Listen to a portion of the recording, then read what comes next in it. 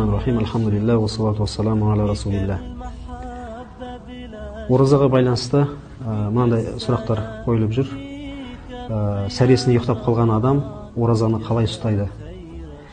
Сәресіне ұйықтап қалған кісі негізінде тұрып, мысалы үшін таң намазына тұрған болса, таң намазын оқып, ары қарай ештеңе жемей, ішіп жемей, оразасын ұстап кетуге тиіс болады. Өйткені бұл фарыз оразасы. Фарыз оразасы болғаннан кейін ол қалайда сол күні ораза ұстау керек болады.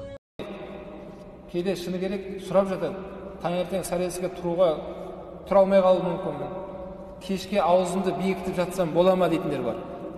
Иә, болады. Бірақ берекеттен құр қаласыз. Ауыз бекітсеңіз болады.